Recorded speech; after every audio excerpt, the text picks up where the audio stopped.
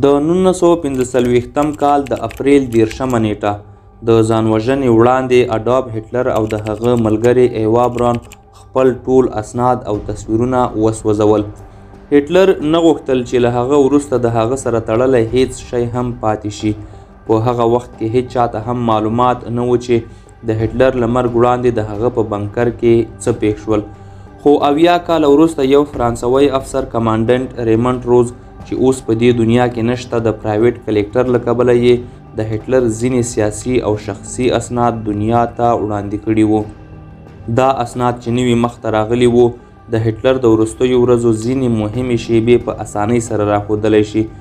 د بنکر ماحول څه ډول وو او هټلر له مرګ یوازې 40 ساعته وړاندې له خپلې ملګرې ایوا برون سره ولې واده وکړ او د ژوند په وروستیو 10 ورځو کې هټلر ته کوم نږدې ملګري دوکه ورکړه.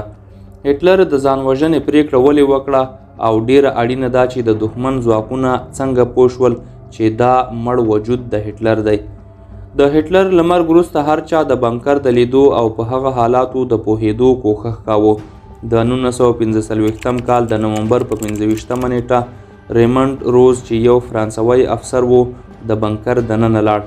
بنکر ته د ښکته کېدو لپاره 26 زینې موجودې وې چې د یوې تیارې خونې په لورې تللې وې. هغه هلته یوه تیاره او ګډه وډه خونه ولیده چې هر لور ته شیندل شوي کاغذونه، پړ مخې پرتې څوکۍ او نیمه سوځېدلې شمعې پرتې وې. روز د داسې اسنادو په لټه کې و چې د هټلر د ژوند په وروستیو شیبو رڼا واچوي. دا اسناد ښیي چې هټلر په خپله فیصله کلک ولاړ و او په خپل مرګ کې یې هم د ځان لپاره بریالیتوب لټاوه. د هټلر له مرګ یوازې 10 ورځې وړاندې د هغه خوب چې په ټوله دنیا به حکومت کوي اوس یوازې خوب پاتې شوی ښکارېده. د هټلر امپراتوري چې یو وخت د نړۍ له طاقتورو امپراتوریو څخه یوه امپراتوري وه او لویدیځ ځواک ته په ستوني کې د نښتې هډوکې په څېر وه، اوس خپلې وروستۍ شیبې شمارلې. برلین چې د هټلر خوب او د طاقت مرکز و اوس د ایرو په یو ډیري بدل شوی و. هرې خواته تباهي، ډار او د مرګ منظره وه. الایټ ځواکونو په هر لوري د بمونو باران کاوه او ریډ آرمي یا سره ځواکونه یوازې 100 کیلومتره لرې وو. هټلر چې د خپل ښکار نښان جوړېدونکی و اوس د بنکر په تیارو کې پټ شوی و. یو داسې بنکر چې په برلین کې د برانډن برګ ګیټ خواته په ځمکه کې 7 متره لاندې جوړ شوی و. دا کوم معمولی بنکر نه و بلکې دا د هټلر ځانګړي آرکیټیکټ البرټ سپیر د نقشې مطابق ډیر مضبوط او د بمونو ضد جوړ شوی و.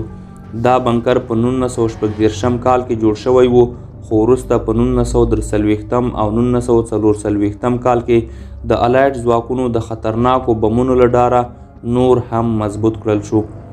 دې بنکر ته په جرمني ژبه کې فیوها بنکر ویل کېده. فیوها مطلب رهبر یعنی د رهبر بنکر. دا هغه بنکر و چې په ټوله دنیا د حکومت خوب لیدونکی اډولف هټلر پکې پټ شوی و او همدلته هغه د خپل ژوند وروستۍ ورځې تېرې کړلې. د بنکر ماحول ډیر زیات زړه تنګونکی و. خاموشي، د کانکریټ لوی نمجن دیوالونه او له سړې هوا سره د تیارو بادشاهي وه. دا بنکر د یو زندان په څیر و چیرته چې تیاره کوڅې، واړه او تنګ اتاقونه وو چې انسان پکې د سابندۍ احساس کاوه. په دې بنکر کې د هټلر لپاره د 3 اتاقونو یو شخصي ځای ځانګړی شوی و چې یو میټینګ روم یا د جلسو اتاق چیرته چې به هغه په ورځ کې 2 ځله د خپلو پوځي عملیاتو لپاره جلسې کولې او د هټلر د ملګري ایوا برون لپاره یو کوچنی اتاق او د دواړو لپاره یو شریک تشناب هم موجود وو. د دې بنکر ماحول له ویرې او خفګان څخه ډک و. دا چې دا بنکر د ځمکې ډیر لاندې و نو د هوا لپاره یو وینټیلیشن سیستم هم پکې لګول شوی و چې ډیر زیات شور به یې کاوه. دا شور نه یوازې د بدني نه آرامۍ بلکې دلته اوسیدونکو خلکو ته د ذهني فشار سبب هم جوړېده. په وروستیو 10 ورځو کې هټلر نه یوازې جسماني بلکې د هغه ذهني توازن هم کمزوری شوی و. هغه د پارکینسنز ډیزیز په نوم په یوه ناروغي اخته شوی و چې لاسونه به یې ډیر زیات رېږدېدل. هغه به د خپلې دې ناروغۍ د پټولو لپاره خپل چپ لاس ډیری وخت په جیب یا هم داسې پوزیشن کې کیښوده چې خلکو ته ښکاره نشي. په وروستیو ورځو کې د هغه د لاس رېږدېدل ډیر زیات شوي وو او په سمه توګه یې په لاره تګ هم نشو کولی. د ډاکټرانو په وینا په وروستیو 10 ورځو کې د هټلر څېرې دومره سپینه او ستړې کېدونکې بڼه غوره کړې وه چې هغه له خپل عمر څخه 15 کاله زوړ ښکارېده. په دې ورځو کې به چې کومو افسرانو له هغه سره لیدنه کوله د هغه د مخ په زوړ صحت په لیدو به حیران پاتې شول، تر دې پورې چې بنکر کې موجود د هټلر ځانګړي ډاکټر تیودور موریل به هغه ته روزانه د ګلوکوز او ویټامینونو سیرونونه ورکول، خو دې شیانو د هغه د صحت د جوړېدو لپاره بسنه نه کوله. هټلر ته په خپلو لاسونو د کنټرول نه لرل د هغه د مورال د غورځېدو تر ټولو لوی ثبوت و. په بنکر کې ورځنی ماحول ډیر زړه تنګونکی و. هر سهار به یوه پوځي جلسه کېدله چې د هټلر د پوځ لوړپوړو چارواکو به هغه ته د برلین د حالاتو تازه معلومات ورکول. ورو ورو د برلین لاسه ورکولو خبرونو هټلر سخت په غوسه کاوه. د هټلر یو عادت و چې هغه به په ډېرې اسانۍ په چا اعتبار نه کاوه. همدا علت و چې هغه په خپلو وروستیو ورځو کې هم په دې ډار کې و چې د هغه د پوځ کوم چارواکی هغه ته دوکه ورنه کړي، او په حقیقت کې هم لږ وروسته همداسې وشول. په وروستیو ورځو کې کله چې هر څوک له بنکر څخه د تېښتې په حال کې و، خو د هټلر ملګری ایوا براون هټلر یوازې پرې نه ښود. ایوا براون د هټلر 14 کاله پخوانۍ ملګرې وه. دوی دواړو واده نه و کړی، خو بیا هم هغه له هټلر سره په بنکر کې اوسېدله. د شنونکو په وینا په بنکر کې له هټلر سره اوسېدل پخپله د ایوا براون ضد و، او ښایي د هټلر کمزوري هم همدا وه. ایوا یوه مینهناکه او جذباتي جلکۍ وه چې له وروستۍ شېبې پورې یې له هټلر سره اوسېدل غوښتل. د ایوا براون ځینې لیکونه هم پاتې شوي وو چې هغې خپلو ملګرو ته لیکلي وو. د دې لیکونو تر لوستلو وروسته د ایوا او هټلر د شخصي ژوند په اړه ځینې خبرې روښانه شوې. د ایوا د ژوند مقصد له هټلر سره اوسېدل وو. په یوه لیک کې هغې لیکلي وو چې دا ځای ډیر ډارونکی دی، خو زه ځکه دلته خوشحاله یم چې هټلر له ما سره دی. په بنکر کې د ایوا ورځنی ژوند ډیر محدود وو. هغه به ډیری وخت په خپل اتاق کې وه، یا به یې خپل تصویرونه کتل او یا به یې کله کله له هټلر سره کافي څکله. خو د هغې له لیکونو ښکارېده چې هغه په بنکر کې د تنهایي احساس کاوه. له دې لیکونو یوازې د ایوا براون مینه او وفاداري نه، بلکې د هغې دننه ډار او تنهایي هم څرګندېدله.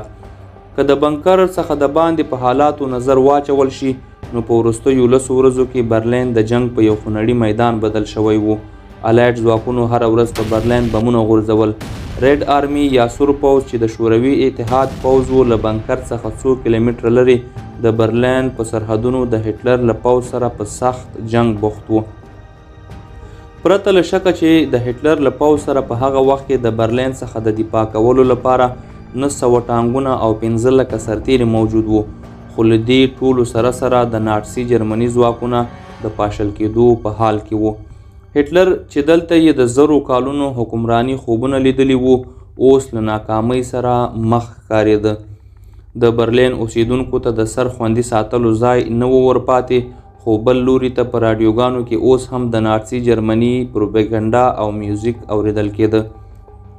په کتو کې شوروي اتحاد سور پوځ د برلین په سرحدونو د هټلر ځواکونو ته ماتې ورکوله. یوه جرمني سرتیري ویلي و چې کله هغه بیرته برلین ته راوګرځېده، هغه خپل ښار نشو پیژندلی، ځکه هر خواته یوازې کنډوالې پاتې وې. همدا وخت و چې د جرمني ځواکونو ته هم د هټلر د رهبرۍ خاتمه په نظر ورتلله. د هټلر له مرګ وړاندې یوه بله توطیه هم افشا شوه. هرمین ګورینګ چې د ناتسي جرمني د هوایي ځواکونو مشر و، خپل نیت څرګند کړ چې هغه ته واک باید په لاس کې ورکړل شي. هرمین ګورینګ د هټلر نږدې کس و چې هټلر ورته مختلف مقامونه ورکړي وو. په 1933 کال کې هټلر هغه د هوایي ځواک د وزیر په توګه ټاکلی و. په 1935 کال کې د هوایي ځواکونو قومندان او مشر، او په 1936 کال کې د 4 کلن پلان مشر ټاکلی و چې د جرمني د اقتصاد د پیاوړتیا لپاره جوړ شوی و. او بالاخره په 1941 کال کې هټلر هغه خپل ځایناستی او مرستیال ټاکلی و، یعنی له هټلر وروسته هرمین ګورینګ ته واک په لاس ورته. د ګورینګ په فکر چې هټلر په برلین کې بند پاتې دی او اوس باید واک د ده لاس ته ورشي، هغه هټلر ته یو ټلګرام ولیږه چې پکې لیکلي یې وو که هټلر نورې پریکړې نشي کولای نو په رسمي توګه د واک ده ته انتقال کړي. هټلر چې له وړاندې یې حوصله له لاسه ورکړې وه د دې ټلګرام په لیدو له ډېرې غوسې لکه د اور سکروټه داسې تک سور شو. هټلر سم د لاسه ګورینګ له هر ډول مقام څخه برطرفه کړ او هغه یې د یو غدار په توګه اعلان کړ. هټلر د هغه د نیولو حکم صادر کړ. وروسته هرمین ګورینګ ونیول شو او هټلر هغه د مرګ په سزا محکوم کړ، خو هغه له مرګ څخه څو ساعته وړاندې زهر وخوړل او ځانوژنه یې وکړه. یو لوري ته د شوروي اتحاد د سور پوځ د برلین د نیولو په حال کې وو او بل لوري ته هټلر سره د هغه تر ټولو نږدې ملګري غداري وکړه چې دې پیښو هټلر د هغه څه په کولو مجبور کړ چې د یې په اړه کله فکر هم نه و کړی. د 1945 کال د اپریل 29 نیټه هټلر خپل شاوخوا خلک راوغوښتل او هغوی ته یې وویل چې وخت را رسېدلی دی. د شپې په 1 بجه هغه له خپلې ملګرې ایوا براون سره په رسمي ډول واده وکړ. دا واده په هغه بنکر کې د 2-3 افسرانو په وړاندې ترسره شو. له واده وروسته هغه خپله سکرتره راوغوښته او هغې ته یې وویل چې د ده وصیت ولیکي. دا وصیت هټلر په داسې الفاظو کې لیکلی و چې ما او زما میرمنې ایوا مرګ انتخاب کړی دی، موږ د تسلیمېدو له شرمندګي څخه مرګ غوره ګڼو. د هټلر واده یوازې 1 ورځ دوام وکړ. د 1945 کال د اپریل په 30 نیټه د ماسپښین 3 بجې هټلر لومړی خپل بلونډي نومي سپي ته زهر ورکړل او بیا له ایوا سره خپل اتاق ته لاړ. له واده 24 ساعته وروسته دواړو خپل ژوند په خپل اتاق کې پای ته ورساوه. هټلر په خپل ځان په مرمیو ویشت او ایوا د زهرجنو کپسولو په خوړلو مرګ ته غاړه ورکړه. هټلر د بنکر کارکوونکو ته له وړاندې امر کړی و چې د دوی دواړو مړي به په اور کې سوځوي. هټلر نه غوښتل چې د ده له مرګ وروسته دې د ده یوه کوچنۍ نښه هم پاتې شي.